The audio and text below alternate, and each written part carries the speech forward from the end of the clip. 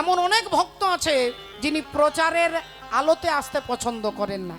এমন অনেক দাতা আছেন যারা ভগবানের চরণে দান করেন, নিজের হাইলাইটস পছন্দ করেন না, মাইক্রোফোনে নাম বলতে পছন্দ করেন না। এরকম অনেক ভক্ত আছেন, আর ভগবান তাদেরকে বেশি ভালোবাসেন যারা প্রচারের আলোর আড়ালে থাকতে ভালোবাসেন। কুন্তী দেবী সেই ভক্তিমতী, তার দৃঢ় বিশ্বাসের কথা আপনারা শুনে দেখুন। এই দৃঢ় বিশ্বাস যদি আপনার থাকে, অসাধ্য সাধন হবে মাগো। আমি বলছি না, এই হরিবাসরে দাঁড়িয়ে শাস্ত্র চ্যালেঞ্জ করে বলছে, দুর্যোধন 100 ভাই আর এরা 5 ভাই। এই 105-এর মধ্যে সব থেকে ক্ষমতাশালী ছিলেন ভীম। সেই ভীম কি করতেন ছোটবেলায়?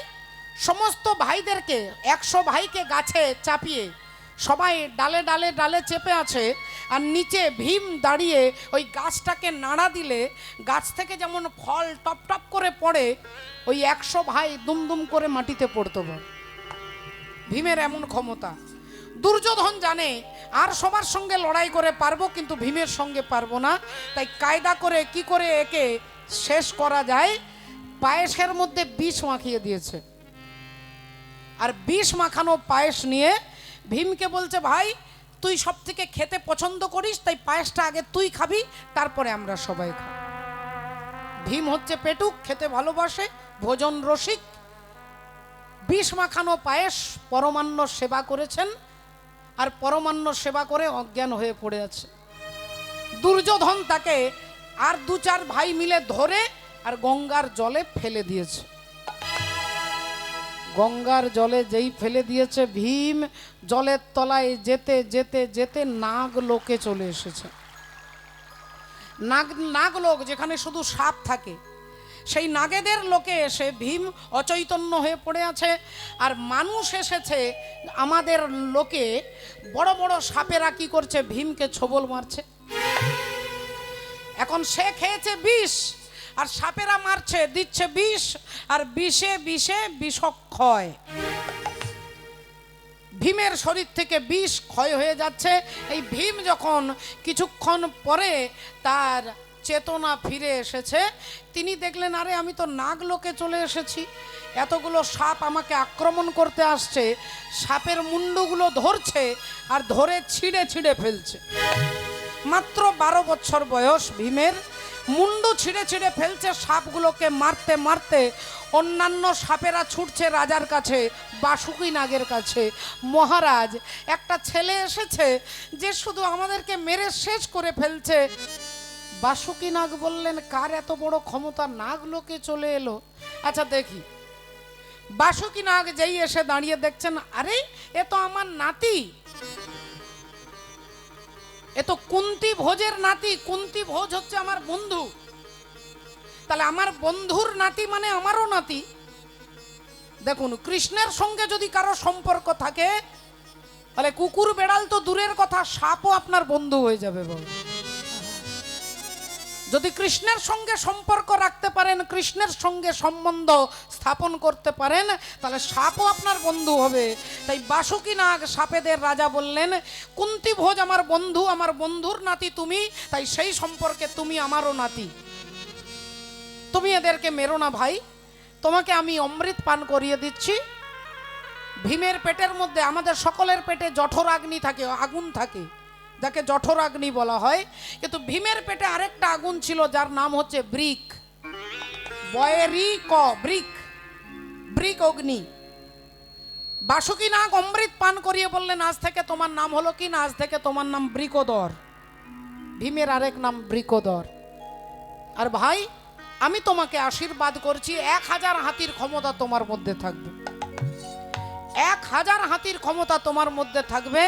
এদিকে বিদুর গিয়ে খবর দিচ্ছেন কুন্তী দেবীকে যে, বৌদিমণি, হে রাজমাতা কুন্তী, তোমার ছেলে 4টে ছেলেকে নিয়ে পালিয়ে যাও। বাড়ির লোক যদি শত্রু হয়ে যায়, তাহলে সেই বাড়িতে থেকে আনন্দ পাবে না। তাই দুর্যোধন, দুঃশাসন আদি এই ভাইয়েরা তোমার ছেলে, মেজ ছেলে ভীমকে মেরে ফেলেছে। বিষ খাইয়ে গঙ্গার জলে ভাসিয়ে দিয়েছে। তুমি আর বাকি 4টে ছেলেকে নিয়ে পালাও, এখানে থেকো না। কুন্তী দেবীর কানে খবরটা এলো তার ছেলে, মেজ ছেলে ভীম মারা গেছে। কুন্তী দেবীর স্থিরতা দেখুন, কুন্তী দেবীর ভগবত প্রতি বিশ্বাস দেখুন। এই বিশ্বাস আমাদের কারোর হবে মা? আমাদের কারোর হবে? কুন্তী দেবী বললেন দেখুন এখান থেকে আমি এক পাও নড়বো না। কেন নড়বো না? কারণ ভগবান আমার মাথার উপরে আছে। যে ভগবান বিষ সৃষ্টি করেছেন সেই ভগবানও অমৃত সৃষ্টি করেছেন। আমার ভীমকে যদি বিষ খাইয়ে মেরে ফেলেছে, আজ আমি দেখব যে বিষের ক্ষমতা বেশি না অমৃতের ক্ষমতা বেশি। তিনি গোবিন্দের চরণের কাছে, বিগ্রহের চরণের কাছে বসে কুন্তী দেবী এক ফোঁটা চোখের জল ফেলেননি। তিনি জানেন আমার ভীমের একটা চুলও বাঁকা করতে পারবে না। স্থির বিশ্বাসে বসে আছেন। এদিকে নাগ লোকে বাসুকি নাগ অমৃত পান করিয়ে বললেন, বাবা ভীম তুমি এখানে শুয়ে পড়ো। তুমি শুয়ে পড়ো বললেন, আমি আমার মায়ের কাছে যাব না, তুমি এখানে ঘুমো। ঘুম থেকে উঠে যখন দেখবে তুমি তোমার মায়ের কোলের মধ্যে আছো।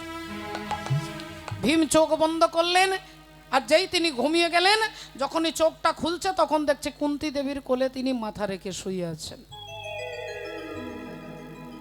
জপ তপ সাধন কछु নাহি লাগত। তপস্যা করে, জপ করে, সাধনা করে, ভজন করে যদি বিশ্বাসটাই না থাকে তাহলে কিচ্ছু হবে না মা। আমরা বলি না এত কীর্তন, এত ব্রত, এত কিছু করছি, মূল আমাদের মধ্যেই দোষটা হচ্ছে যে আমরা ভগবত চরণে 100% বিশ্বাস করতে পারি না। যে ছেলেটাকে বিষ খাইয়ে দিয়েছিল সেই ভীম দেখে মায়ের কোলে ঘুমাইয়ে আছে। মায়ের কোলে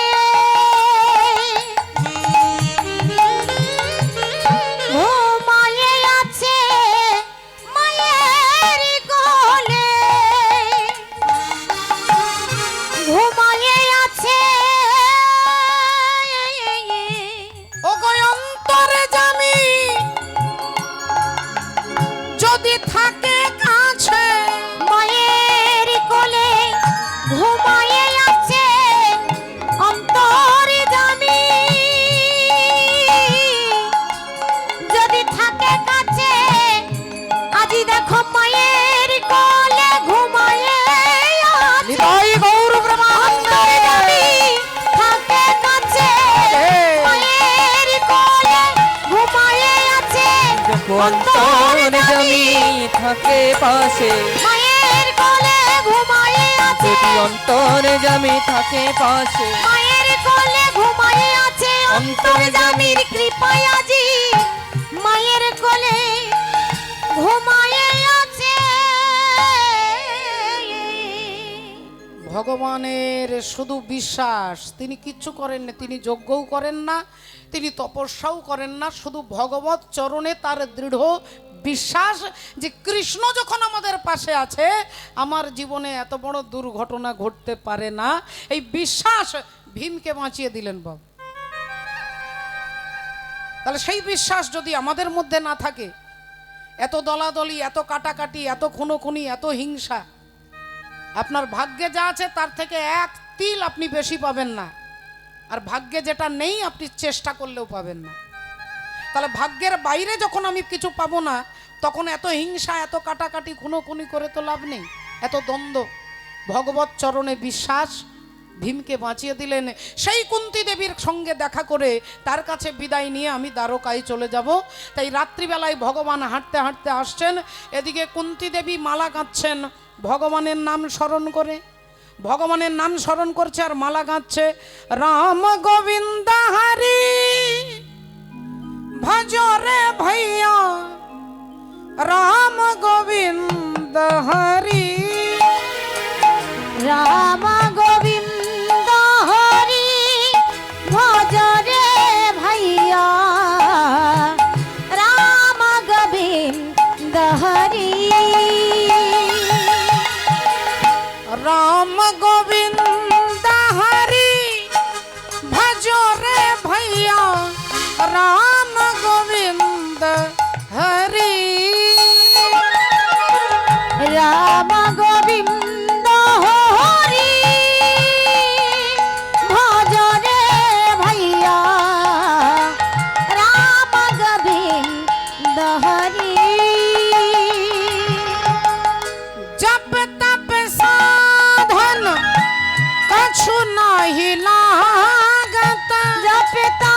সাধনে কছু নাহি লাগত জপে তপ সাধনে কছু নাহি লাগত खर्च नहीं गठरी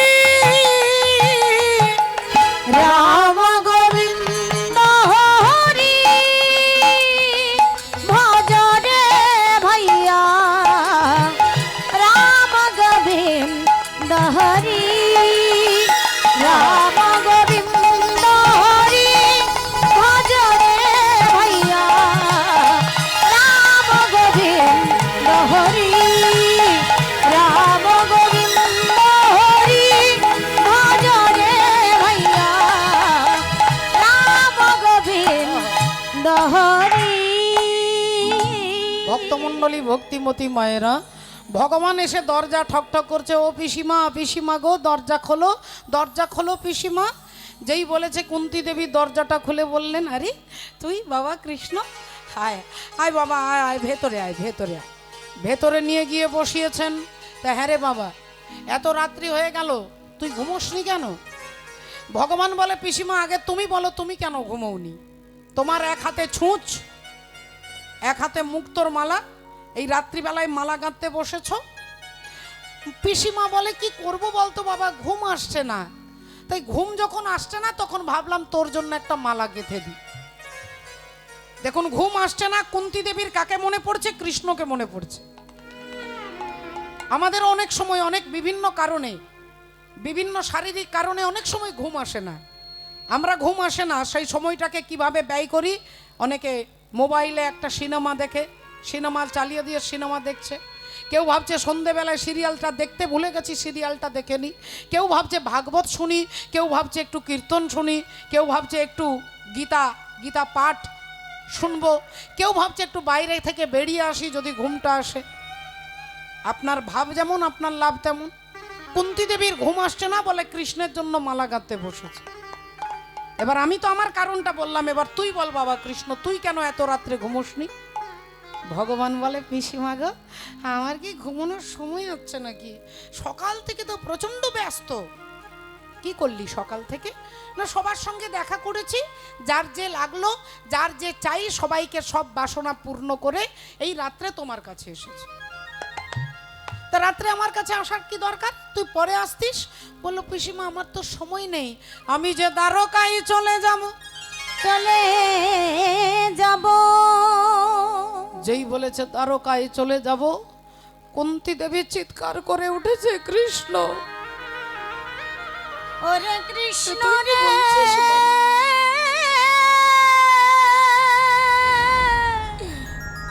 তুই কি বলছিস? না না এ হতে পারে না,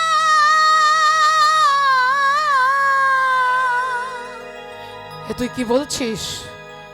তুই দ্বারকায় চলে যাবি? এ কথা শুনবার আগে আমার মাথায় কেন বজ্রাঘাত হলো না? ভগবান বলে, পিসিমা গো এই দেখো।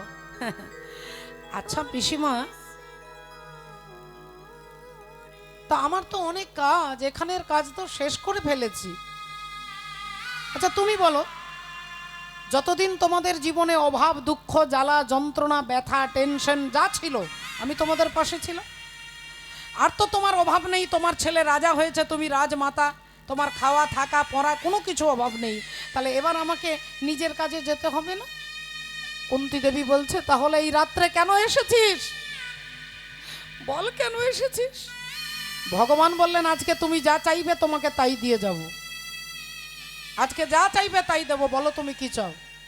তোমার জন্য তোমাকে আমি অপশন দিচ্ছি, তুমি যা চাইবে, স্বর্গ মর্ত পাতাল রাজ ঐশ্বর্য যা চাইবে তাই দেবো, বলো তুমি কি চাও? আপনাদের মতো ভক্তরা কি চাই বাবা? আপনারা নাম শুনেছেন শবরীর নাম, শবরী, যিনি ভগবান রামচন্দ্রকে এঁঠো ফল খাইয়েছিলেন। ফলের মধ্যে আবার সেই ফল সব থেকে কম একটা ফলের দাম বড় জোর 1 টাকা থেকে 2 টাকা হবে, তার নাম হচ্ছে কুল। সেও আবার এঁঠো ফল রামচন্দ্রকে খাওয়াচ্ছেন সেই শবরী। তিনি শবরকুলে জন্মগ্রহণ করে তার অন্তরে এত ভক্তি, যার এঁঠো খেতে রামচন্দ্রকে বনবাসে আসতে হয়, 14 বছরের বনবাস নিতে হয়েছে। তার একটা কারণের মধ্যে একটা কারণ হচ্ছে শবরী তাকে কৃপা করবেন বলে। সেই শবরী ছিলেন পূর্বজন্মে একজন রাজরানী, মালতী দেবী রাজার রানী। আর রাজরানী তিনি ভক্তিমতী নারী, তিনি সহজ সরল, তিনি ভগবান ছাড়া কিছু জানে না।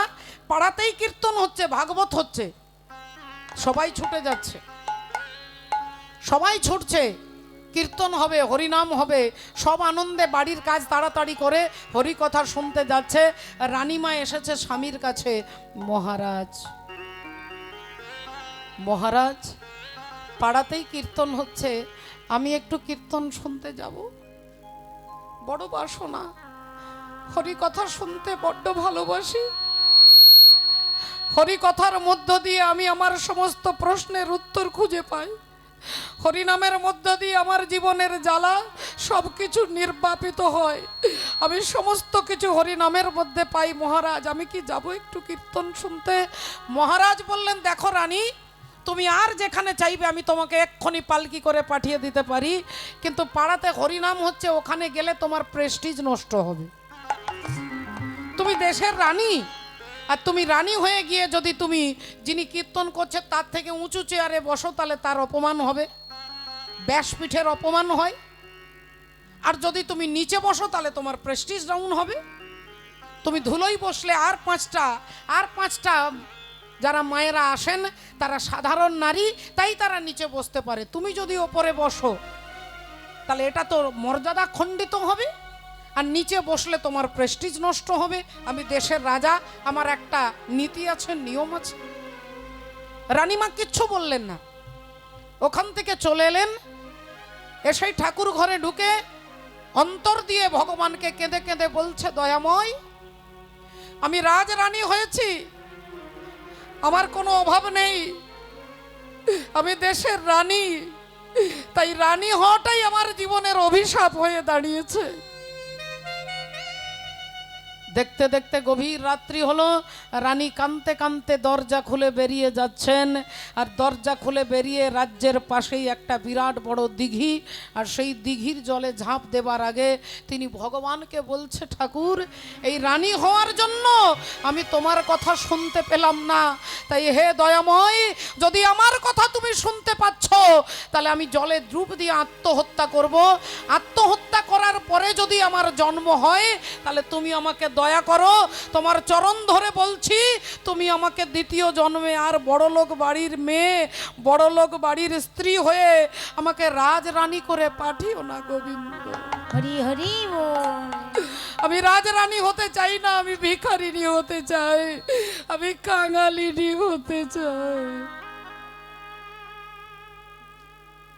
যে কাঙালিনী হয়ে আমি অনায়াসে মাটিতে বসে হরিনাম শুনতে পারবো, তুমি আমাকে কাঙাল করে দিও ঠাকুর, আমাকে রাজরানী করো না, আমায় কাঙাল করে তুমি পাঠাইয়ে দিও।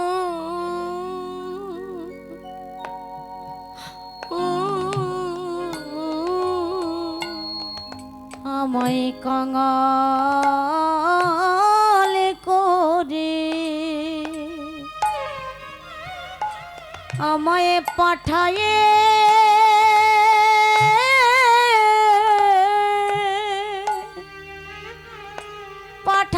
দিও।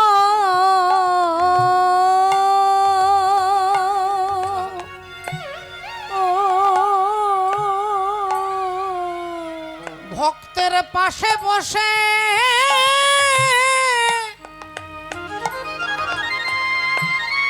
আমি হরি নাম শুনব, আমায় কাঙাল করে আমায় পাঠায়ে দিও।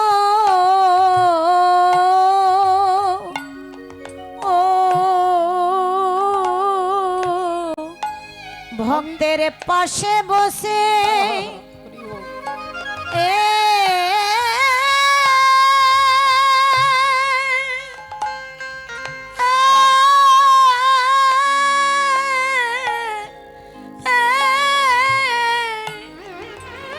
হরি নাম শুনব ওগো দয়ালময় আমায় কাঙাল করি আমায় পাঠাইয়ে দিও।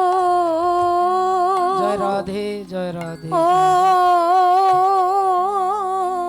সেই রানীমা আত্মহত্যা করলেন, জলে ডুব দিয়ে ঝাঁপ দিয়ে আত্মহত্যা করার পরে উনি জন্মগ্রহণ করলেন ভক্তি নিয়ে, যার নাম হচ্ছে ভক্তিমতী মা সবরী। যার এঠো ফল খেতে ভগবানকে আসতে হয়। শ্রদ্ধেয় বাবা ঠাকুর ভক্তিমতী মায়েরা, সেই কুন্তী দেবী বললেন, বাবা যদি আমাকে কিছু দিতে হয় তাহলে আমি আর অন্য কিছু চাই না, আমি আজকে যা চাইবো তাই যদি তুই দিতে চাস তাহলে এই আঁচলটা পেতে বলছি বাবা, জগতের সমস্ত দুঃখ তুই আমার আঁচল ভর্তি করে দে বাবা, জগতের সমস্ত দুঃখ তুই আমার আঁচলে দে। ভগবান অবাক হয়ে গেছে, অবাক হয়ে ভগবান কুন্তী দেবীর দিকে তাকিয়ে বললেন, পিসিমা আজ ইতিহাস প্রমাণ আছে, ইতিহাস সাক্ষী আছে যে আজ পর্যন্ত কেউ আমার কাছে দাঁড়িয়ে আঁচল পেতে দুঃখ চায় না। আমার কাছে দাঁড়িয়ে সুখ সমৃদ্ধি সুস্বাস্থ্য চাকরি ছেলে নাতি জামাই ইত্যাদি ইত্যাদি চাই, কিন্তু তোমার মতো কেউ আমার কাছে দাঁড়িয়ে দুঃখ চাই না। এই বলো পিসিমা, আমি কথা দিচ্ছি তুমি যে কোনো পরিস্থিতিতে যে কোনো অবস্থায় যে কোনো সময়ে সকাল দুপুর বিকেল সন্ধে রাত্রি ঘরে বাইরে মাঠে ঘাটে যখন যেখানে দাঁড়িয়ে তুমি আমাকে ডাকবে আমি তোমার কাছে এসে দাঁড়াবো, আমি তোমার কাছে এসে দাঁড়াবো, আমি তোমার কাছে এসে দাঁড়াবো, আমি তোমার কাছে এসে দাঁড়াবো, তুমি যখন চাইবে আমি তখন আসিব, আমি তোমার কাছে এসে দাঁড়াবো, যখন ডাকিবে তখন আসিব, তোমার কাছে এসে দাঁড়াবো, যখন ডাকিবে তখন আসিব, তোমার কাছে এসে দাঁড়াবো, যখন ডাকবে তখন আসিব, তোমার কাছে এসে দাঁড়াবো, যখন ডাকিবে তখন আসিব, আমি তোমার কাছে এসে দাঁড়াবো। এই কথা দিয়ে পিসিমাকে কথা দিলেন। দেখুন কত বড় কথা, যখন যে কোনো পরিস্থিতিতে যে কোনো সময়ে তুমি আমাকে ডাকবে আমি তোমার কাছে আসব। এই বলে ভগবান হাঁটতে হাঁটতে এগিয়ে যাচ্ছেন। এদিকে ভগবান এদিক থেকে এগিয়ে আসছেন, কিছু দূর যেতেই দেখতে পেলেন একটা ঘরের ভেতর থেকে কান্নার শব্দ। ভগবানের আগ্রহ হলো দেখি কে কাঁদছে, কি জন্য কাঁদছে। ভক্ত যদি কাঁদে ভগবান শোনে যে কান্নার কারণটা কি, নিজের জন্য না আমার জন্য। তাই ভগবান কান পেতে শুনছেন। একজন মা শতপুত্রের জননী গান্ধারী দেবী, তিনি চিৎকার করে মরা ছেলেগুলোকে ডাকছে, ওরে দুর্যোধন একবার ফিরে আয় বাবা, একবার ফিরে আয় এই মায়ের বুকে, একবার ফিরে আয়। গান্ধারী দেবী কাঁদছেন, মাথার চুল দুহাত দিয়ে ছিঁড়ছেন, চিৎকার করে দুর্যোধন দুঃশাসন বলে ডাকছেন। ভগবান পেছন থেকে বলে উঠলেন মা। চমকে উঠলেন গান্ধারী। উত্তপ্ত মরুভূমির বুকে এক পশলা বৃষ্টির মতো তোমার মাতৃ সম্বোধন আমার হৃদয়কে করেছে উদ্বেলিত। কে কে তুমি?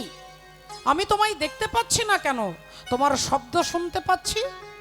ভগবান বললেন মাগো, এ জগতে কেউ আমাকে দেখতে পায় না, বড় বড় টিউবলাইট জ্বালিয়ে দিলেও দেখা যায় না, আর হ্যালোজিন জেলে দিলেও আমাকে দেখা যায় না, আর কোটি সূর্যের আলোতেও আমাকে দেখা যায় না। আমাকে দেখতে গেলে যে আলোটার প্রয়োজন তার নাম হচ্ছে দিব্য জ্ঞান, আর সেই দিব্য জ্ঞান আমি তোমাকে দিচ্ছি, তুমি আমাকে দেখো।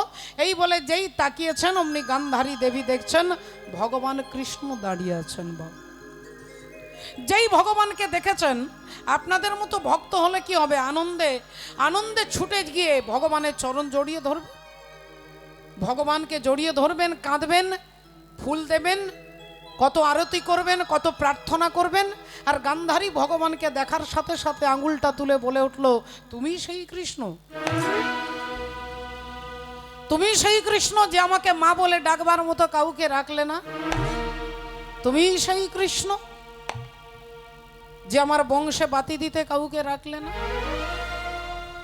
তুমি সেই কৃষ্ণ যে আমার বংশকে ধ্বংস করে দিয়েছ। ভক্তমণ্ডলী, ভক্তিমতী মায়েরা, ভগবান নির্বিকার চিত্তে শুনছেন। গান্ধারী দেবী বললেন, আমি তোমাকে অভিশাপ দিচ্ছি, তুমি যেমন আমার বংশে বাতি দিতে কাউকে রাখলে না, একদিন আমার মতো তোমার বংশ ধ্বংস হয়ে যাবে। এইবার ভগবান হাসলেন, ভগবান হাসলেন, আর ভগবান হেসে বললেন, রাম কিসি কো মারে नहीं ऐसा नहीं राम अपने आप मर जाते हैं करके बुरा काम। আপনি বলবেন সবই যদি ভগবানের ইচ্ছে, তাহলে যে চুরি করছে, চুরি করাটাও ভগবানের ইচ্ছে, কেউ যদি খুন করছে সেটাও তার ইচ্ছে, সবই যদি তার ইচ্ছে হয়, তার ইচ্ছে ছাড়া যদি কোনো কিছু না হয়, তাহলে আমি চুরি করব, এটাও গোবিন্দের ইচ্ছে। তাহলে গোবিন্দ আমাকে দিয়ে চুরি করাবে, আবার চুরির ফল আমাকে গোবিন্দ দেবে, তাহলে বিচারটা কিরকম হলো? বলে না বাবা, ভগবান হচ্ছে সাত্ত্বিক গুণ সম্পন্ন, ভগবানের মধ্যে রজগুণ নেই, ভগবানের মধ্যে তমগুণ নেই। ভগবান ভক্তের পায়ে ধরতেও পারে, আবার ভগবান দুষ্টের দমন করে দুষ্টের মাথায় চড়তে পারেন।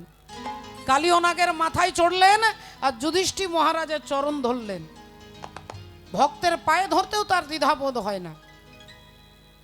তাহলে এবার বলবেন, আপনার মালিকের একটা দামি গাড়ি আছে, আপনি মালিককে বললেন যে স্যার একটু গাড়ির চাবিটা দেন তো, আমার বাড়িতে একটা বিপদ হয়েছে। আপনার স্যার আপনাকে গাড়ির চাবি দিল, সব দেখিয়ে দিল, এটা স্টিয়ারিং, এটা এইভাবে ঘোরাবে, এটা ব্রেক দিলে গাড়িটা দাঁড়াবে, এটা করলে জোরে চলবে, এটা করলে আস্তে চলবে, সব শিখিয়ে দিয়ে আপনাকে গাড়ির চাবি দিল। আপনি গাড়ি চালিয়ে নিয়ে যাচ্ছেন। এবার গাড়ি চালিয়ে নিয়ে গিয়ে রাধে রাধে যদি হঠাৎ করে জোরে চালিয়ে আপনি নিয়ে যাচ্ছেন, অ্যাক্সিডেন্ট হলো, অ্যাক্সিডেন্ট হয়ে যদি বলেন গাড়িটা মালিকের গাড়ি, মালিকের দোষ, এটা কি যথাযুক্ত বিচার হলো বাবা? মালিক আপনাকে গাড়ির চাবি দিয়েছে, বলে দিয়েছে এটা করো না, এটা করো না, এটা করবে, ওটা করবে, বলে চাবিটা দিয়েছে, আপনি জোরে চালিয়ে অ্যাক্সিডেন্ট করলেন, মালিকের দোষ হবে কি করে? ভগবান আপনাকে বলে দিয়েছে যে এটা করবে, এটা বলা উচিত, এটা করা উচিত, এটা খাওয়া উচিত, এটা করা উচিত, এটা করবে না, ওটা করবে না, সব ফর্মুলা গীতার মধ্যে ভগবান দিয়ে দিয়েছেন। আমি যদি গীতার বাইরে গিয়ে আমার বিবেককে বিসর্জন দিয়ে যদি চুরি করি, তাহলে এই দোষটা কি ভগবানের গায়ে পড়বে বাবা? তিনি তো অনেক কিছু বলে দিয়েছেন যে এভাবে বিবেককে জাগ্রত করো, ভগবানের নাম করো, সদা সত্য কথা বলো। আমি যদি একটাও পালন না করি, এবার আমি যা করব তাই ভগবানের ইচ্ছে বললে এটা যেমন ভুল হয়ে যাচ্ছে সিদ্ধান্ত। তাই গান্ধারী দেবীকে বললেন, ঠিক আছে মা, তোমার অভিশাপ মাথায় তুলে নিলাম, আমার বংশ ধ্বংস হয়ে যাবে। এই বলে ভগবান বেরিয়ে আসছেন। ভগবান এদিক থেকে বেরিয়ে আসছেন, হাঁটতে হাঁটতে আসছেন, আর এদিক থেকে অর্জুন যাচ্ছেন। ভগবানকে সারাদিন দেখেননি, একটাবার না দেখলে ঘুম আসবে না। এদিক থেকে অর্জুন যাচ্ছে, কর্ণ কর্ণ মে রাম, হর মন মে রাম, रोम रोम श्री राम रे, राम सुमिर ले ध्यान लगा ले, बन जाए सब काम रे। कण कण में राम, हर मन में राम, रोम रोम श्री राम रे, राम सुमिर ले ध्यान लगा ले, बन जाए सब काम।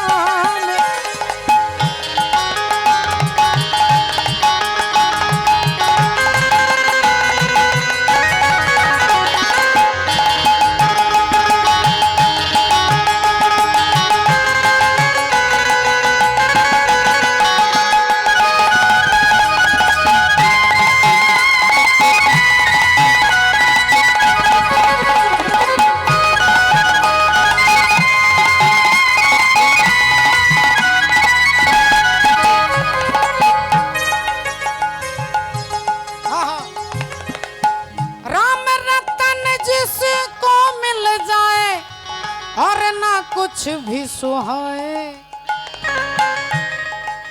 राम नाम का कृपा वाला जल के ऊपर जाए। नहीं जपा तो अब तू जप ले, नहीं जपा तो अब तू जप ले।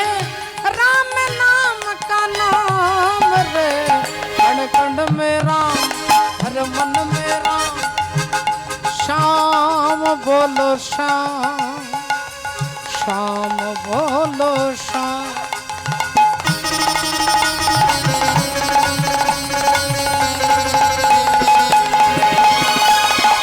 शाम बोलो शाम, शाम बोलो शाम, शाम बोलो शाम, शाम बोलो शाम। बोलो भगवान कृष्णचंद्र की जय। बोलो राधा माधव की जय। অনন্ত কোটি ভক্ত বৃন্দ কি জয়। অর্জুন এসে ভগবানের দিকে তাকিয়ে বলছে, কি ব্যাপার কৃষ্ণ, সারাদিন তোমাকে দেখিনি বলে দেখতে এলাম, কিন্তু তোমার এরকম মুখটা দেখতে হবে বুঝতে পারিনি। মুখ শুকিয়ে গেছে, মলিন হয়ে গেছে কেন? ভগবান বললেন, তেমন কিছু হয়নি, তোমার জেঠিমা আমাকে অভিশাপ দিয়েছে। আমার জেঠিমা? বললেন হ্যাঁ, তোমার জেঠিমা গান্ধারী দেবী। গান্ধারী দেবী তোমাকে অভিশাপ দিয়েছে? তাকে কেন কেন কেন আমার জেঠিমা তোমাকে অভিশাপ দিয়েছে? আচ্ছা, কি অভিশাপ দিয়েছে? ভগবান বললেন, তোমার জেঠিমা আমাকে অভিশাপ দিয়েছে আমার বংশ নাকি ধ্বংস হবে। আমার বংশ নাকি ধ্বংস হবে, বংশ নাকি ধ্বংস হবে। তুমি শোনো অর্জুন, শোনো তবে, আমার বংশ নাকি ধ্বংস হবে।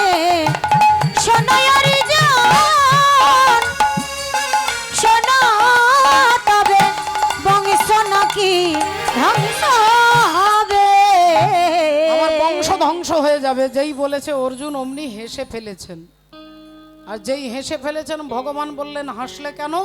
অর্জুন বললেন, শোনো কৃষ্ণ, তুমি টেনশন করবে না, চিন্তা করবে না। তোমাকে যেমন আমার জেঠিমা অভিশাপ দিয়েছে, কুরুক্ষেত্রের মাঠে একজন জননী, তিনি হচ্ছেন পতিত পাবনী মা গঙ্গা দেবী। আর গঙ্গা দেবী আমাকেও অভিশাপ দিয়েছে, আমি নাকি আমার ছেলের হাতে মরব। কারণ আমি গঙ্গা পুত্র ভীষ্মদেবকে সরসজ্জায় তীরবিদ্ধ করে রেখেছিলাম। সেই দিন ভীষ্মের জননী মা গঙ্গা দেবী বলেছিল, ওরে অর্জুন, আমার ছেলের এই দুর্গতি তুই করেছিস, আমি অভিশাপ দিচ্ছি একদিন তুই তোর ছেলের হাতে মরবি, একদিন তুই তোর ছেলের হাতে মরবি। এই অভিশাপ আমাকে গঙ্গা দেবীও দিয়েছিলেন, কিন্তু অভিশাপটা কি সত্য হয়েছিল? কারণ আমার তো কোনো ছেলেই নেই। আরে বাবা, আমার ছেলে অভিমন্যু তো মারা গেছে, আমার ছেলে শ্রুতকীর্তি মারা গেছে, আমার ছেলে ইরাবণ মারা গেছে। তাহলে আমার ছেলে বলতেই কেউ নেই, তাহলে আমাকে মারবে কে? তাহলে গঙ্গা দেবীর দেওয়া অভিশাপটা মিথ্যে নয়? তাহলে আমি মিথ্যে করে দিয়েছি? ভগবান মনে মনে চিন্তা করলেন, আচ্ছা আচ্ছা আচ্ছা আচ্ছা, তো তোমার এত মনে মনে অহংকার, তাহলে এই অহংকারটাকে তো চূর্ণ করতে হয়। ভগবান কথাটা ঘুরিয়ে দিয়ে বললেন, ঠিক আছে, এসব কথা বাদ দাও।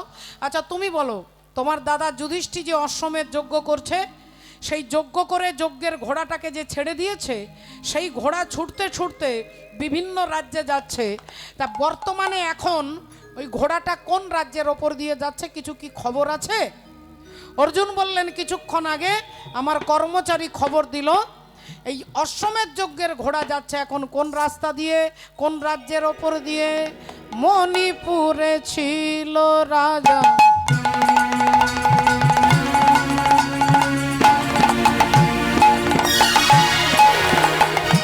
মণিপুরে ছিল রাজা,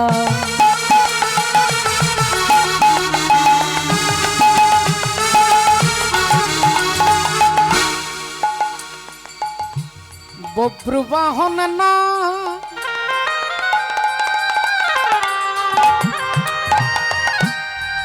বব্রুবাহন না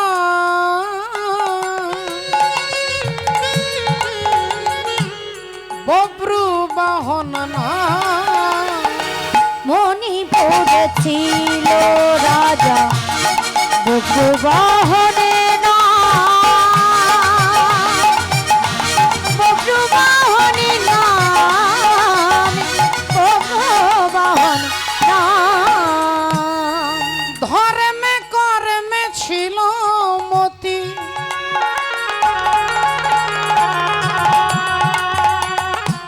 রাজা অতি গুণবান, অতি গুণবান। ধর্মে কর্মে ছিল মতি,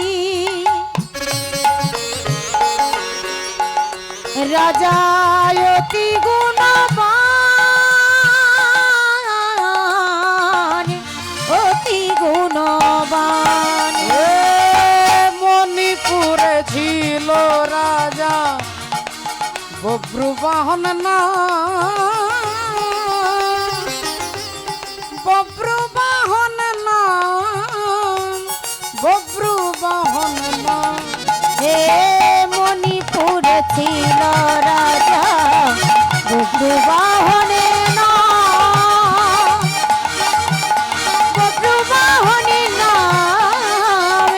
বজ্রবাহনে নামে। মণিপুর রাজ্যের রাজা বব্রুবাহন, আর সেই বব্রুবাহনের রাজ্যের ওপর দিয়ে যুধিষ্ঠির অশ্বমেধ যজ্ঞের ঘোড়া যাচ্ছিল, সেই ঘোড়াটাকে ধরেছেন। আর ঘোড়াটা ধরেই দেখলেন তার কপালে লেখা আছে যিনি সতীর পুত্র হবে তিনি ঘোড়াটাকে ধরবে, আর অসতীর পুত্র হলে ঘোড়াটাকে ধরে ভয়ে ছেড়ে দেবে। সতীর পুত্র হলে ঘোড়া ধরবে, যুদ্ধ করবে, আর অসতীর পুত্র হলে ভয়ে ছেড়ে দেবে। এই লেখাটা দেখতে পেয়ে বব্রুবাহন ঘোড়াটা ধরে তার মায়ের কাছে নিয়ে আসছেন। মায়ের নাম কি না, মায়ের নাম হচ্ছে দেবী চিত্রাঙ্গদা। দেবী চিত্রাঙ্গদা। বাবার নাম কি না, বাবার নাম হচ্ছে তৃতীয় পাণ্ডব অর্জুন। কিন্তু দুর্ভাগ্য বলুন আর রহস্য বলুন, ওই বব্রুবাহন জানে না যে আমার বাবাকে, আর অর্জুন জানে না যে আমার ছেলেকে। অর্জুন জানে না যে আমার একটা ছেলে আছে, আর ছেলে জানে না যে আমার বাবা অর্জুন। এবার বলবেন এরকম উদ্ভট কখনো কি হয়? একটা বাবা ছেলেকে জানবে না, একটা ছেলে বাবাকে চিনবে না, এটা হয়? বলে বাবা এর কারণ জানতে গেলে যেদিন অর্জুন বিবাহ করলেন ধ্রুপদ রাজার কন্যা দ্রৌপদীকে, বিবাহ করে তিনি নিয়ে আসছেন হাতে ধরে কুন্তী দেবীকে দেখানোর জন্য মাকে। আর মা সেই সময় মশলা বাঁটছেন। অর্জুন বললেন মাগো একবার তাকাও আজকে কি এনেছি ভিক্ষায় দেখো। মা না দেখেই বলে ফেললেন যা এনেছিস 5 ভাই সমান ভাগে ভাগ করে নে। ছেলে বললেন মা আরেকবার দেখো, একবার দেখো মা, একবার অনুরোধ করে বলছি দেখো। মা বললেন আরে বাবা বললাম তো সময় নেই, যা এনেছিস 5 ভাই ভাগ করে নে। অর্জুন বললেন মা 2 বার হয়ে গেছে, আর একবার বলবো, যদি না দেখো তাহলে অনর্থ হয়ে যাবে। মা বললেন দেখবো না দেখবো না দেখবো না, যা এনেছিস 5 জন ভাগ করে নে। অর্জুন বললেন মা তাহলে তোমার কথাই সত্য হোক, আজ থেকে দ্রৌপদী আমাদের 5 জনের স্ত্রী হবে। যুধিষ্ঠির দাদা কথার মধ্যে তিনি প্রথম প্রতিবাদ করে বললেন এটা হয় না রে ভাই, একটা নারীর 5টা স্বামী কখনো হতে পারে না, তুমি ভুল করছো ভাই। অর্জুন বললেন দাদা এ কথা আমিও জানি তুমিও জানো, কিন্তু বলেছেন যখন মা, তখন মায়ের কথার উপরে ভগবানেরও সংবিধান চলবে না। তাহলে মা তো কুকুর বেড়ালো হয়, শ্রীগাল কুকুরেরও সন্তান হয়, তিনিও তো মা। বললেন শুধু মা হলে চলবে না, মা যদি পতিব্রতা নারী হন, মা যদি কৃষ্ণ ভক্তি পরায়ণা নারী হন, মা যদি একনিষ্ঠ কৃষ্ণ ভক্ত হন, ওই মায়ের মুখ দিয়ে যা বেরোবে ভগবান তাকেও মিথ্যা করতে পারবে না। 2 ভাইয়ের মধ্যে তর্ক হচ্ছে, ভগবান এসে বললেন অর্জুন যা তুমি বলেছ তাহাই সত্য, আজ থেকে দ্রৌপদী তোমাদের 5 জনের স্ত্রী। আর দ্রৌপদী যখন যার ঘরে থাকবে, যে স্বামীর সেবা করবে, সেই ঘরে যদি কেউ ঢুকে যায় তাকে 12 বছরের নির্বাসনে ঘর থেকে চলে যেতে হবে। 12 বছরের জন্য নির্বাসনে চলে যেতে হবে। এখন এই নিয়মে সংসার চলছে। একদিন দ্রৌপদী যুধিষ্ঠির স্বামীকে সেবা দিয়ে দুপুর বেলায় চরণ সেবা করছে, আর এমন সময় সেই দুপুরবেলায় অর্জুন জঙ্গলে দাঁড়িয়ে নিজের কাজ করছেন। এক ব্রাহ্মণ কাঁদতে কাঁদতে এসে বলছেন, বাবা অর্জুন, আমার একমাত্র বাঁচার অবলম্বন আমার গাভী মাতা, সেই গাভী মাতাকে একটা বাঘ টেনে নিয়ে চলে যাচ্ছে, তুমি আমার গাভী মাতাকে রক্ষা করো বাবা, আমার আর কিছু নাই, আমার গাভী মাতাকে তুমি ফিরিয়ে দাও, ফিরিয়ে দাও।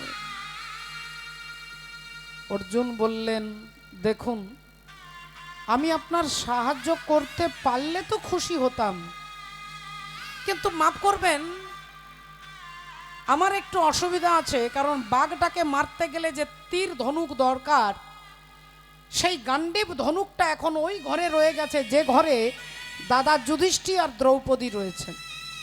সে ঘরে যদি আমি ঢুকে যাই আমাকে 12 বছরের নির্বাসনে চলে যেতে হবে, 12 বছর নির্বাসনে চলে যেতে হবে।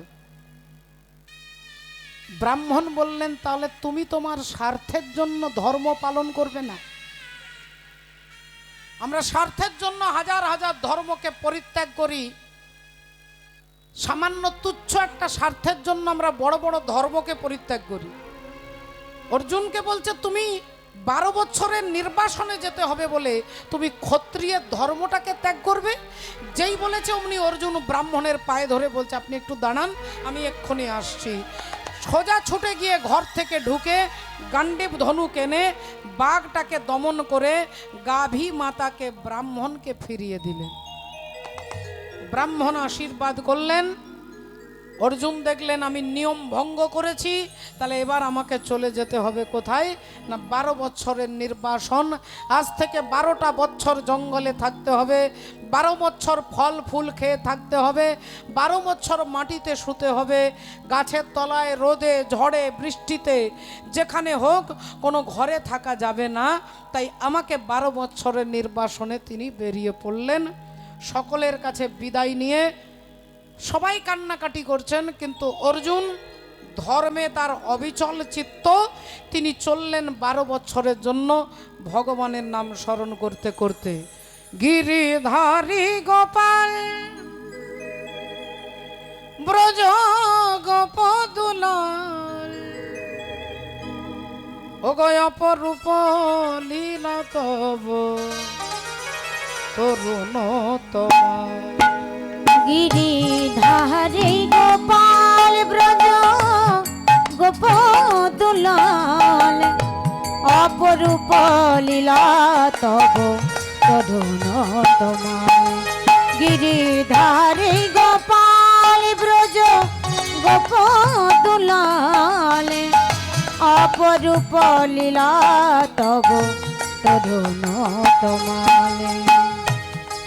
যশোদার কাছে তুমি তুমি ননিচ, নন্দ দোলালে তুমি আনন্দ কিশোর। যশোদার কাছে তুমি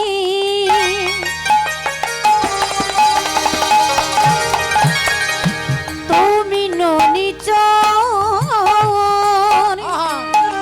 নন্দ দোলালি তুমি আনন্দ কিশোর। আমার গীতায় সারথি তুমি গোঠের রাখাল, গীতায় সারথি তুমি গোঠের রাখাল। অপরূপ লীলা তব তরুণ তোমার। অপরূপ লীলা তব তরুণ তোমার। গিরিধারী গোপাল ব্রজ গোপদুলাল, অপরূপ লীলা তব তরুণ তোমার। অপরূপ লীলা তব তরুণ তোমার। রাধে রাধে। অর্জুন হাঁটতে হাঁটতে যাচ্ছে, হাঁটতে হাঁটতে যাচ্ছেন, চলতে চলতে যাচ্ছেন, কখনো জঙ্গল, কখনো নদী, কখনো ঝর্ণা, কখনো পাহাড়, এভাবে পেরোতে পেরোতে চলতে চলতে চলতে 1 বছর 2 বছর 5 বছর 10 বছর পেরিয়ে গেল। 10টা বছর পেরিয়ে গেল। ভক্তিমতী মায়েরা, অর্জুনের থাকার ঠিক নেই, খাবার ঠিক নেই, তার রং ঢং চেহারা সব পাল্টে গেছে। গায়ের রং কালো হয়ে গেছে, চুল বড় বড় হয়ে গেছে, দাড়ি গোপ বড় হয়ে গেছে, নখ বড় হয়ে গেছে, একটা মলিন অবস্থা। 10 বছর পেরিয়ে গেছে, বাকি আছে আর 2 বছর। এই 2 বছর পেরিয়ে গেলে আমি আবার দাদাদের কাছে ফিরে যাব, এই আশায় আবার অর্জুন হাঁটতে লাগলেন। এভাবে দিনের পর দিন চলতে চলতে 1 বছর পেরিয়ে গেল, 11 বছর পার হয়ে গেল। তাহলে আর বাকি আছে 1 বছর। এখন অর্জুন হাঁটতে হাঁটতে হাঁটতে এসে পৌঁছে গেছে কোথায়? এসে পৌঁছে গেছে মণিপুর রাজ্যে।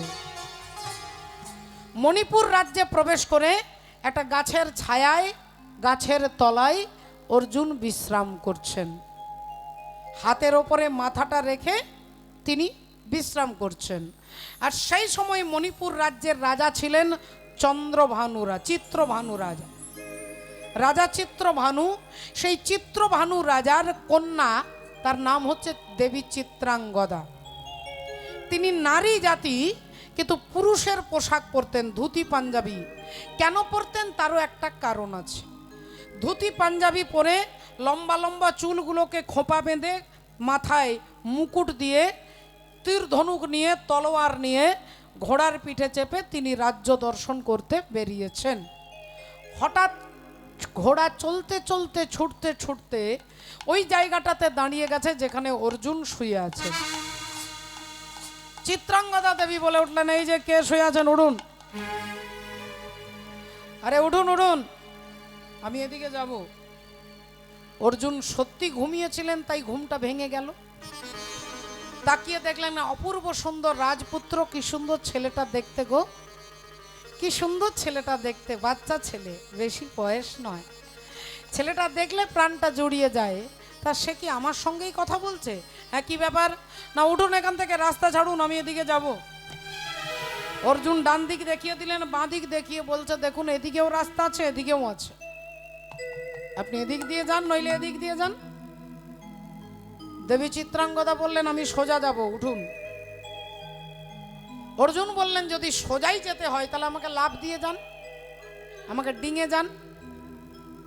চিত্রাঙ্গদা দেবী বললেন, আপনি কি লেখাপড়া কিছুই জানেন না? হ্যাঁ, এতটুকু বোধ বুদ্ধি নেই? কোনো প্রাণী যদি শুয়ে থাকে, সেই প্রাণীকে ডিঙে যেতে নেই। সেটা কুকুর হতে পারে, ছাগল হতে পারে, বেড়াল হতে পারে, বা মানুষ হতে পারে। আপনার থেকে বয়সে বড় হতে পারে, ছোট হতে পারে, বাচ্চা হতে পারে, তাকে লাফিয়ে যাওয়া যাবে না বাবা। তাকে ডিঙে গেলে আপনার পুণ্য, জীবনের পুণ্য ক্ষয় হয়ে যাবে। আর আপনার শত রাগ হোক, ক্রোধ হোক, আপনি যদি কাউকে একটা লাথি মারেন, জীবনে যত পুণ্য করেছেন সব শূন্য হয়ে যাবে। লাথি মারলে পুণ্য ক্ষয় হয়ে যায়, আর ডিঙে গেলে পুণ্য ক্ষয় হয়ে যায়। তাই এবার আপনি বুঝেছেন? এবার বুঝেছেন তো? এবার সরুন। আর যদি আপনি না সরান, অর্জুন বলছে যদি না সরাই, না যদি না সরান, হাতে ধরে টেনে এই রাস্তা থেকে ছুঁড়ে ফেলে দেব। সামান্য 2 দিনের বাচ্চা ছেলে বলে কিনা আমাকে ছুঁড়ে ফেলে দেবে। আচ্ছা ঠিক আছে, তাহলে এক কাজ করুন, আপনি আমাকে ছুঁড়েই ফেলে দিন। এই নিন আমার হাতটা ধরুন। চিত্রাঙ্গদা দেবী হাতটা ধরেছে, আর হাতটা ধরে অর্জুনকে বারবার টানার চেষ্টা করছে, বারবার টানার চেষ্টা করছে। এক চুল নড়াতে পারছে না, বল, একটা চুল নড়াতে পারছে না। বারবার চেষ্টা করে যখন ঘেমে যাচ্ছে, তখন অর্জুন কি করেছে, রাজপুত্র ভেবে তাকে হালকা করে একটু টান দিয়েছে। আর যেই টান দিয়েছে, দেবী চিত্রাঙ্গদা অর্জুনের পায়ে হুমড়ি খেয়ে পড়েছে। যেই পায়ে হুমড়ি খেয়ে পড়েছে, মাথার চুল গেছে খুলে, মুকুট গেছে পড়ে, মুকুট পড়ে গেছে, চুল খুলে গেছে। অর্জুন দেখে অবাক হয়ে গেছেন, যাকে রাজপুত্র ভেবেছে তিনি রাজকন্যা। বধূ কোনালো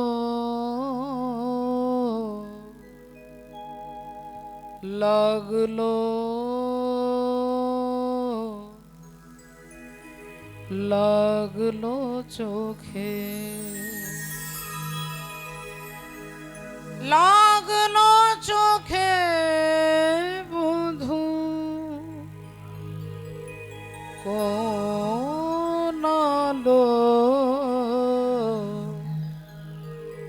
লাগলো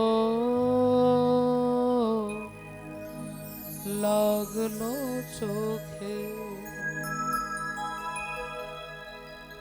চিত্রাঙ্গদা দেবী বড় বড় চোখ করে বলে উঠলেন, কে আপনি? আপনার উদ্ধততে দেখে আমি অবাক হয়ে যাচ্ছি।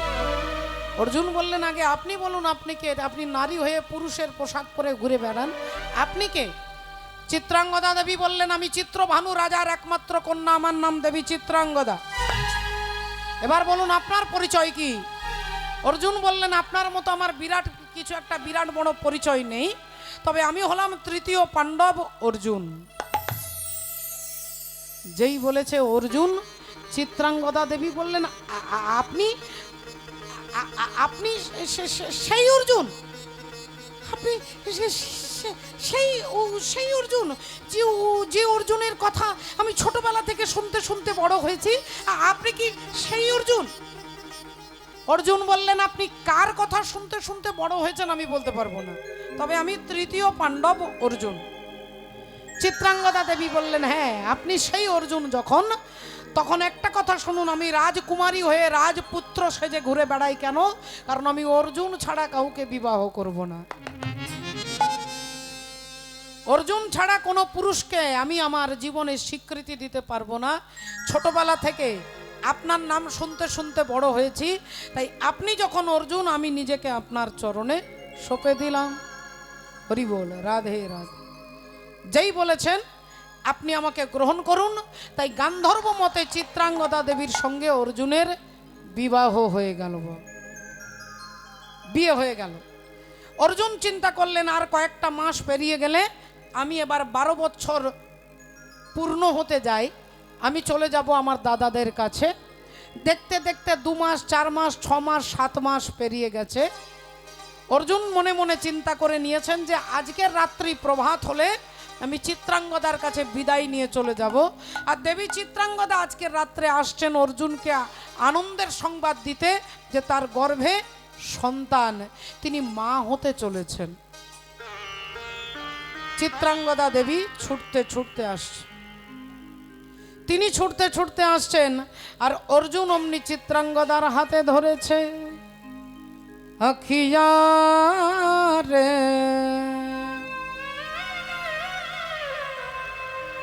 আখিয়া রে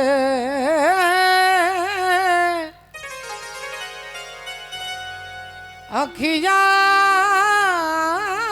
রে আখিয়া রে हरि दर्शन के प्यासी अखियाँ, हरि दर्शन के प्यासी।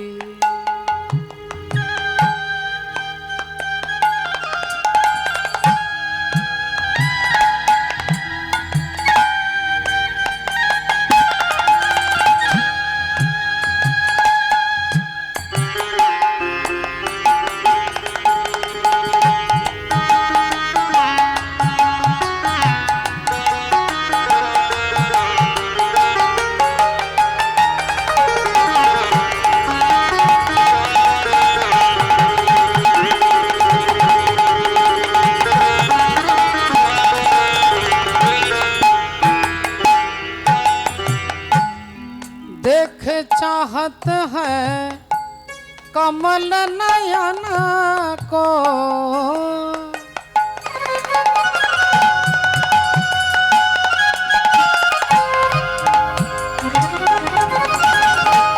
देख चाहत है कमल नयन को, निस दिन रहत उदासी अखिया रे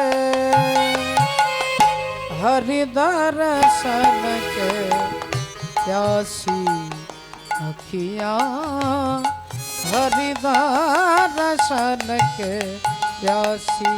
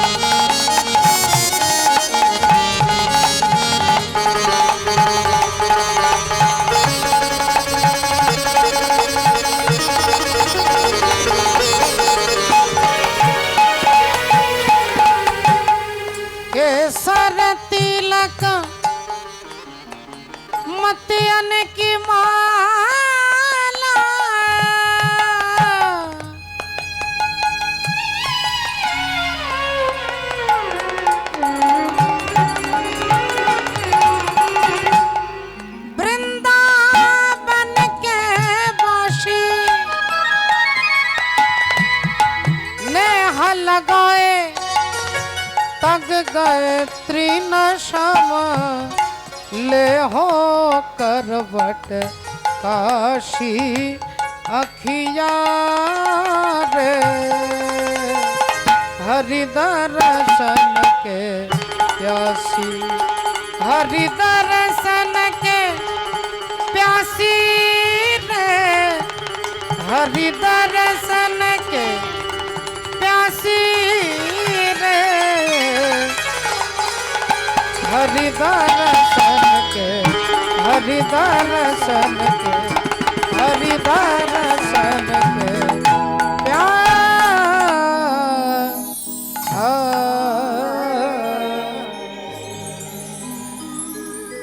ভক্তিমতী মায়েরা অর্জুন এসে হাত ধরেছে চিত্রাঙ্গদার। বলো চিত্রাঙ্গদা তুমি আমাকে কত ভালোবাসো। চিত্রাঙ্গদা দেবী বললেন, তিনিও সহজভাবে বলে ফেললেন, আমি আমার প্রাণের থেকে আপনাকে বেশি ভালোবাসি। অর্জুন বললেন, তাই? তাহলে আমি যা বলবো আমার জন্য তুমি সব করতে পারো? বললেন, হ্যাঁ। তাহলে তোমার মাথার সিঁদুরে হাত দাও আর হাত দিয়ে প্রতিজ্ঞা করে বলো আমি যা বলবো তাই করবে। চিত্রাঙ্গদা দেবী এক মুহূর্ত বিচার না করে, বিচার বিবেচনা দিক বিদিক কোনো জ্ঞান না করে মাথার সিঁদুরে হাত দিয়ে বললেন, বলুন কি করতে হবে? অর্জুন বললেন, আগামী কাল ভোরবেলায় আমি চিরকালের মতো তোমাকে পরিত্যাগ করে চলে যাব। ও গো স্বামী গো,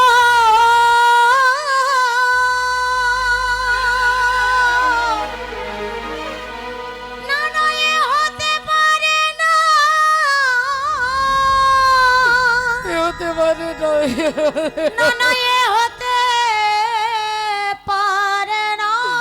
এ হতে পারে না, এ হতে পারে না, ওগো স্বামী গো। মাননীয় ভক্তমণ্ডলী, ভক্তিমতী মায়েরা, দেবী চিত্রাঙ্গদা আকুল প্রাণে চিৎকার করে বলে উঠলেন, স্বামী এ আপনি কি বলছেন স্বামী? অর্জুন বললেন, চিত্রাঙ্গদা সিঁদুরে হাত দিয়ে প্রতিজ্ঞা করে বলেছ আমি যা বলবো তাই করবে। এখন যদি কথা রাখতে না পারো তোমাকে বিধবা হতে হবে। না স্বামী। অর্জুন বললেন, আরেকটা কথা, আমি যে তোমার স্বামী এ কথা তুমি কাউকে বলতে পারবে না, এ কথা কাউকে বলতে পারবে না। সিঁদুরে হাত দিয়ে তিনি প্রতিজ্ঞাবদ্ধ, তাই সমস্ত দুঃখ যন্ত্রণা নীরবে তিনি মেনে নিলেন। অর্জুন ভোর না হতে তিনি এক পা দুপা করে হাঁটতে হাঁটতে চলে গেলেন। চিত্রাঙ্গদা দেবী একবারের জন্য বলতে পারলেন না যেটা বলবার জন্য তিনি ছুটে এসেছিলেন, যে তার গর্ভে সন্তান, তিনি অর্জুনের সন্তানের জননী হতে চলেছেন, এ কথা বলতে পারলেন না। শত দুঃখ শত ব্যথা ভেতরে রেখে তিনি ভেবেছিলেন আত্মহত্যা করবে, কিন্তু গর্ভে যে সন্তান আমি তো তাকে মারতে পারবো না। ভাগ্যের কি নিদারুণ পরিস্থিতি, আমি না পারলাম, না পারবো বাঁচতে, না পারবো মরতে। তাই হতাশায়, দুঃখে, জ্বালায়, যন্ত্রণায় এক একটা দিন পার করতে করতে সেই গর্ভের সন্তান জন্মগ্রহণ করলো, যার নাম হলো অর্জুন পুত্র বভ্রুবাহন। সেই বভ্রুবাহন ছোটবেলা থেকে সবাইকে দেখতে পায়, কিন্তু তার বাবাকে দেখতে পায় না। মা, আমার বাবা কোথায়? তিনি যে প্রতিজ্ঞাবদ্ধ, তাই ছেলেকে হাতে নাড়ু দিলে, বাতাসা দিলে ছেলে ভুলে যায়। ছেলে একটু একটু করে বড় হয়। ছেলে যখনই জিজ্ঞাসা করে, মা আমার বাবাকে, বাবা কোথায়? মা কি বলবে? মা কি বলবে? মায়ের যে বলার কোনো ভাষা নেই। ছেলেকে কোলে নিয়ে আদর করলে ছেলে ভুলে যায়, কিন্তু সেই ছেলে বড় হয়ে বাবার কাছে বাবার পরিচয় জানতে চায়। মা দুঃখে অভিমানে কেঁদে বলে উঠলো, যদি তোর বাবাকে দেখতে হয় তাহলে ঠাকুর ঘরে গিরিধারী গোপালকে গিয়ে জিজ্ঞাসা কর। ওই গিরিধারী গোপাল জানে তোর বাবাকে, তাই যা তাকে গিয়ে জিজ্ঞাসা কর। ছেলের সরলভাবে ভেবে নিলেন।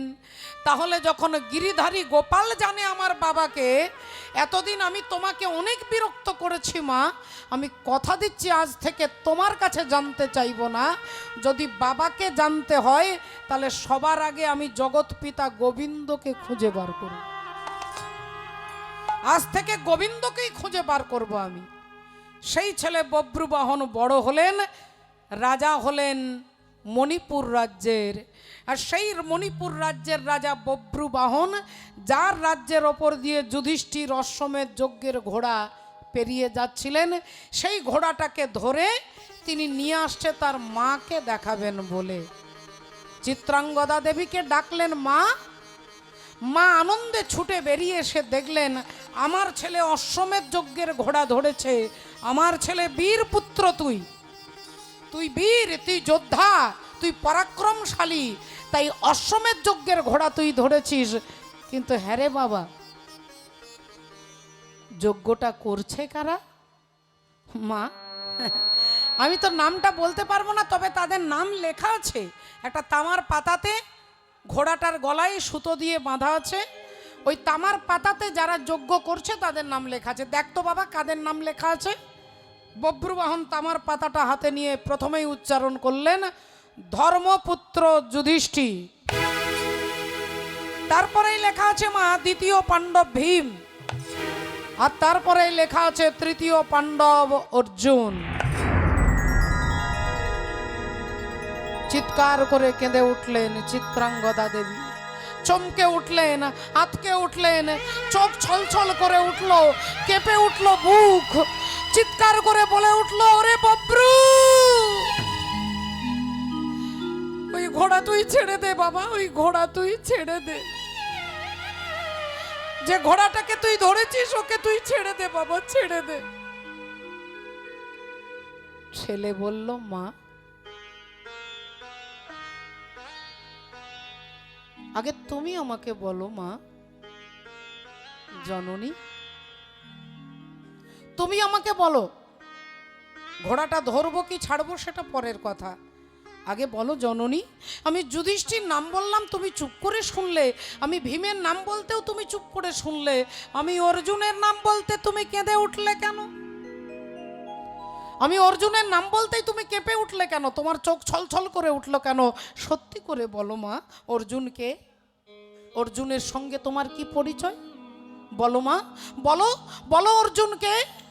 আজকে যদি না বলো তোমার পায়ে মাথা ঠুকে আমি মরব। বলো অর্জুনকে।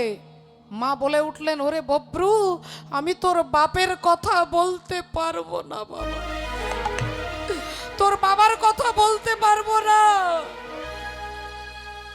ছেলে বললেন আমি জিজ্ঞাসা করলাম অর্জুনকে, তুমি বলছো তোর বাপের কথা বলতে পারবো না, অর্জুন কি আমার বাবা?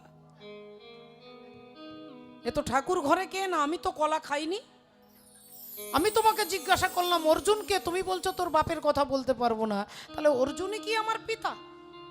বলো জননী, বলো মা, বলো। আজকে তুমি চুপ করে থাকলে হবে না, বলো মা, বলো। বুঝতে পেরেছি মা, তোমার ভেতরে কোনো অব্যক্ত বেদনা, কোনো ব্যথা, কোনো যন্ত্রণা রয়ে গেছে, তাই তুমি বলতে পারছো না, তাই তুমি বলতে পারছো না। আমি প্রতিজ্ঞা করে বলছি মা, যদি অর্জুন আমার পিতা হয়, সেই অর্জুনকে আমি তোমার পাশে দাঁড় করিয়ে দেব, আমি অর্জুনকে তোমার পাশে দাঁড় করিয়ে দেব, কথা দিচ্ছি। হরি বল, রাধে রাধে। এই বলে বব্রুবাহন ছুটতে ছুটতে যাচ্ছে, আর এদিকে অন্তর্যামী ভগবান শ্রীহরি তিনি অর্জুনকে নিয়ে আসছেন। অর্জুন, অর্জুন চলো চলো মণিপুরে, অর্জুন চলো চলো মণিপুরে, চলো চলো মণিপুরে, অর্জুন চলো চলো মণিপুরে, চলো চলো মণিপুরে। হ্যাঁ, আরে অশ্বমেধ যজ্ঞে